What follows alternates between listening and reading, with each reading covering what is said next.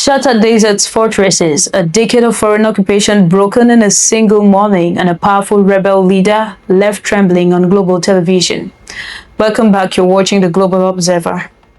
The strategic map of West Africa has just been completely rewritten by a massive explosion of military power. For 10 long years, a heavy, suffocating silence hung over the historic city of Kidal in northern Mali.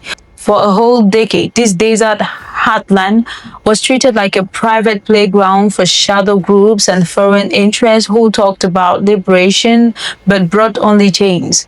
But in the early hours of a recent April morning, that silence was blasted into dust. The Malian armed forces, alongside their partners in the Russian African Corps, launched a surgical counteroffensive that completely flattened the hidden command centers of the enemy.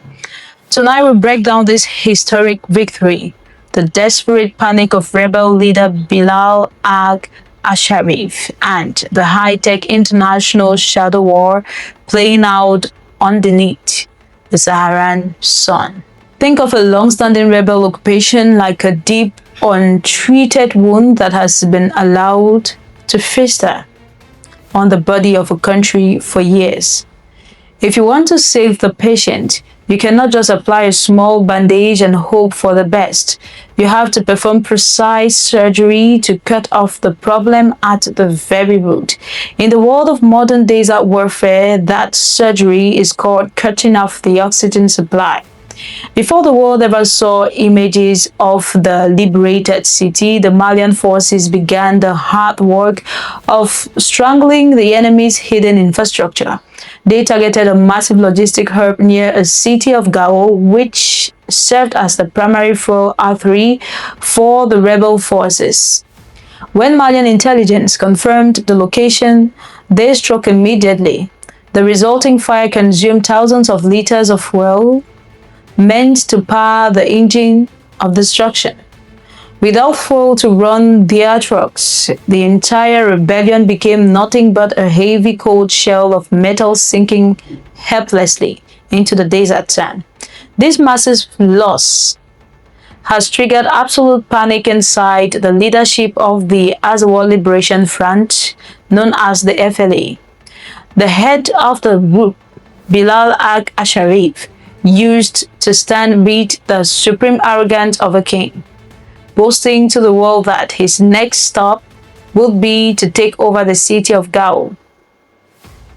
But today, he has been reduced to a trembling voice on international networks like Al Jazeera, desperately pleading for the return of all diplomatic peace accord. He is running the microphones to accuse the Malian state of flattering civilian areas. This fake narrative is designed to trigger an immediate intervention from Western human rights groups. But the cold logic of the battlefield reveals a completely different story. The buildings destroyed in the strike were not schools or hospitals. They were the sacred nerve center where armed militants planned their raids. When international cameras arrived to document the lush ruins, they actually captured video of armed fighters fleeing in terror into a bush, exposing their own lives to the desert sun. This fierce fight for self-determination carries a deep, powerful echo that connects directly with global Black history and the struggle of the African diaspora across the Atlantic. The liberation of Kidal is not just a small regional skirmish, it is a living testament to the enduring spirit of resistance. The defiant scene in Bamako matches the historic marches for civil rights in the American South. From the streets of Selma to the neighborhood of Harlem, it is the exact same unyielding demand that our lives, our rich land, and our collective future must belong to us, free from outside control. Leader Ibrahim Traoré of Burkina Faso once stated that a slave who does not rebel does not deserve any pity. Today, dear viewers, the unified nations of Sahel are proving that the time for pity is officially over.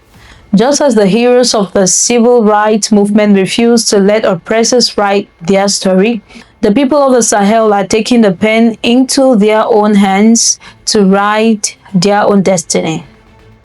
The massive victory in Kidal is sending shockwaves through neighboring African lands where old systems still try to buy safety through corruption.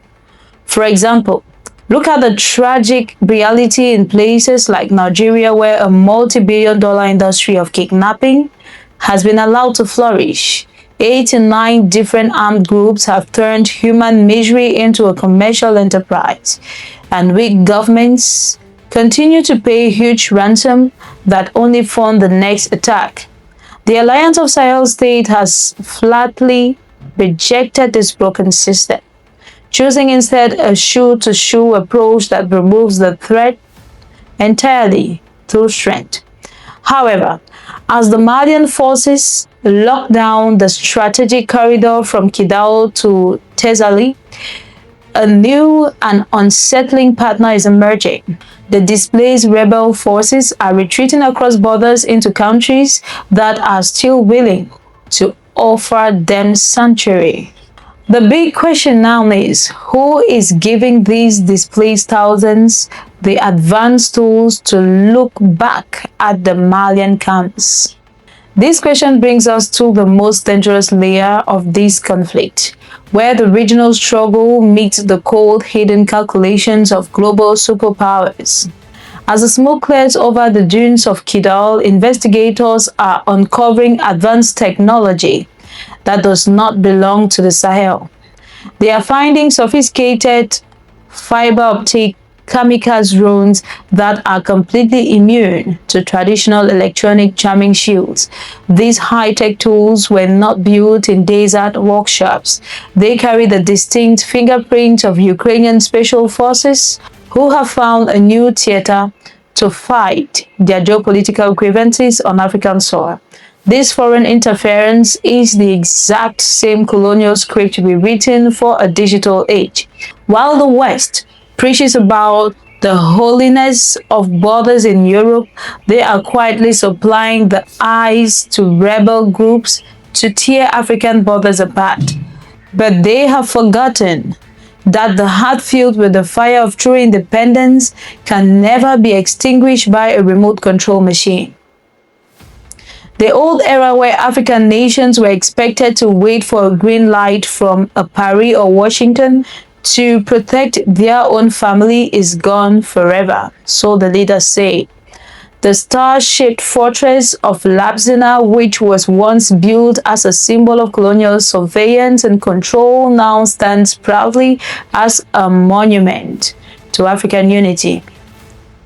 The Sahel Resistance Front has proven that a nation's dignity cannot be measured in foreign aid dollars or euro, but it is the courage to look at global empire in the eye and say, this land is ours.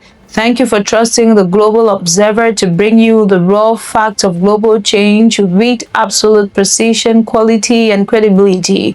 What are your thoughts on Mali's historic victory in Kidal? How should the continent protect itself from the rising threat of foreign drone technology?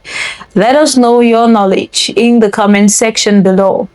Make sure you hit that subscribe button, share these broadcasts across your entire community, and subscribe to the channel so you never miss out on a frontline analysis.